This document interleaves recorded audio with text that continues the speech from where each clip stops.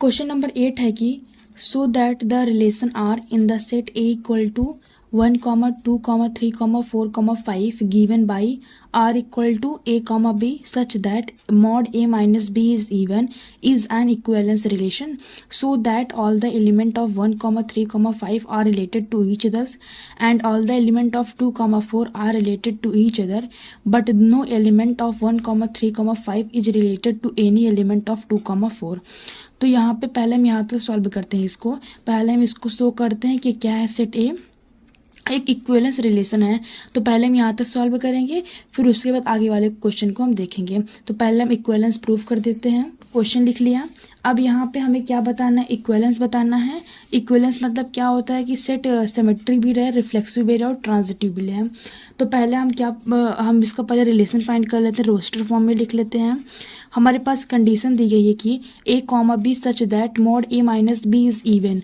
तो यहाँ पे क्या बन सकता है, 1 माइनस 1 करेंगे, ये भी बन सकता है 1 माइनस 1। और क्या बन सकता है 1, 3 माइनस 1 करेंगे, क्या आ जाएगा 2। और ये भी क्या इवन है। और मॉड है तो अगर ऐसे भी करेंगे हम 1 माइनस 3 तो -2 आ जाएगा। और मॉड लगा है तो मॉड के बाहर क्या हो जाती है, संख्या प्लस हो जाती है, तो वो भी इवन रहेगा। तो हमें बस इवन देखना है यहाँ पे। तो 1, 1 0, ये भी 1, 3 2 आ जाएगा, ये भी इवन हो गया। ऐसे हमें इवन देखना है। 1, 4 तो यह 4 माइनस 1 करेंगे 3 आ जाएगा, तो ये इवन नहीं है। 1, 5 ये इवन है। यहाँ पे क्या हो जाएगा, 5 माइनस 1 करेंगे तो 4 आ जाएगा। अब इसका हम 2 का देखते हैं। तो 2 माइनस 1 1 ये ऑड है। 2 माइनस 3 1 ये भी ऑड है। 2 माइनस 4 तो यहाँ पे हो जाएगा 2, 4 तो यहाँ पर इवन आ जाएगा। उसके बाद 2, 2 भी हो सकता है। 2, 2 0 होता है। फिर 5, 2, 3 आ जाएगा, ये भी ऑड है।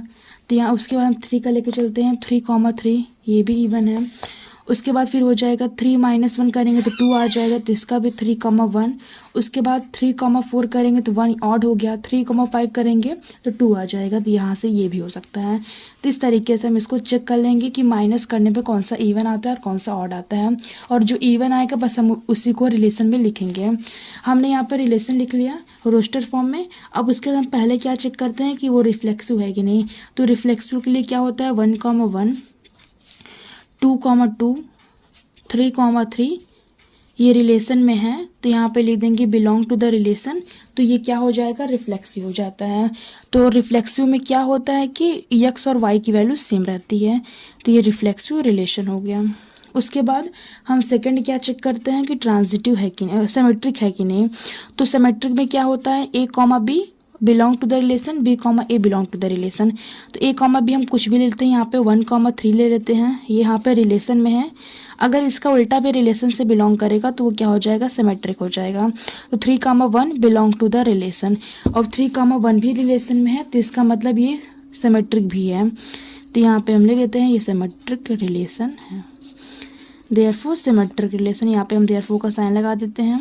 उसके बाद हम थर्ड क्या देखते हैं कि ट्रांजिटिव है कि नहीं। तो ट्रांजिटिव के लिए हमने यहाँ पे ले लिया कि 1, 3 belong to the relation. Transitive का क्या होता है a, b belong to the relation, b, c। तो यहाँ पे b है, c, तो यहाँ पे हम लेते हैं 3, 3 बिलोंग टू द रिलेशन।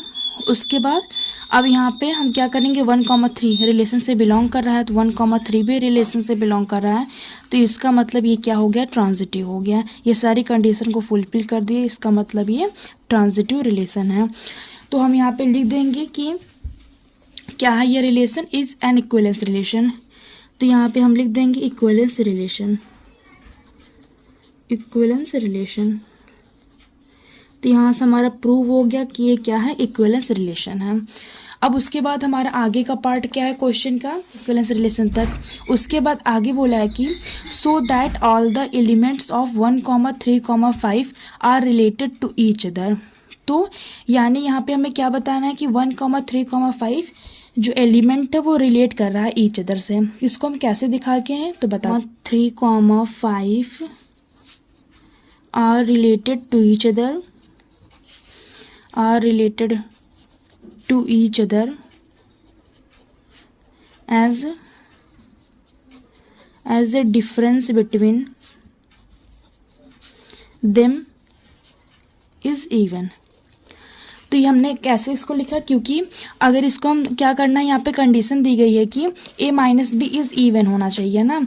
तो यहाँ पे अगर हम करेंगे 3 माइनस 1 करेंगे 2 तो ये भी इवन है, 5 माइनस 3 करेंगे 2 तो ये भी इवन है, फिर उसके बाद इवन आ रहा है 3 माइनस 1 2, 5 माइनस 3 तो 2 आ जाएगा, 5 माइनस 1 करेंगे तो 4 आ जाएगा। तो इस तरीके से इसका डिफरेंस क्या आ रहा है, इवन आ रहा है। और रिलेशन में भी यही कहा गया है कि इसका a माइनस बी का होना चाहिए, इवन आना चाहिए। तो इसीलिए क्या कर रहा है, रिलेट कर रहा है to each other as difference between them is even, क्योंकि इसका जो डिफरेंस आ रहा है वो इवन आ रहा है, इसे रिलेटेड टू ईच अदर। उसके बाद आगे क्या बोला गया है कि आगे है कि यहाँ तक हो गया, and all the elements of 2,4 और रिलेटेड टू ईच अदर। तो क्या 2,4 का भी एलिमेंट रिलेट कर रहा है रिलेशन से, तो इसको भी हम डिफरेंस करके देख लेते हैं। तो 2 माइनस 4 करेंगे तो 2 आ जाएगा, तो ये भी इवन है। 4 माइनस 2 करेंगे 2 आ जाएगा, ये भी इवन है, और हमारा रिलेशन भी इवन का, इसलिए ये भी क्या कर रहा है, 2,4 are related to each other as difference between them is even. तो आगे का पार्ट है कि बट नो एलिमेंट, यहाँ तक हो गया था, but no element of 1,3,5 is related to any element of 2,4। तो यही हमें चेक करना है, हमें शो करना है कि 1,3,5 ये रिलेट नहीं कर रहा है 2,4 से। तो इसका हम पहले डिफरेंस करके चेक करते हैं। तो इसका डिफरेंस इससे करना है हमें, तो यहाँ पे क्या हो जाएगा, अगर हम 5 माइनस 2 करेंगे तो क्या आ जाएगा, 3 आ जाएगा, और जो कि एक ऑड है। उसके बाद हम अगर 3 माइनस 2 करेंगे 1 आ गया, यानी इसके डिफरेंस करने पे ऑड नंबर आ रहा है। लेकिन हमारा रिलेशन क्या बोला है कि इसका डिफरेंस करने पे इवन आना चाहिए। तो अगर ये ऑड आ रहा है तो इसका मतलब कि 1,3,5 and 2,4 are not related to each other because their difference is odd. तो ये हो जाएगा 1,3,5 and 2,4 are not related to each other, are not related to each other as a difference between them, as a difference between them is odd।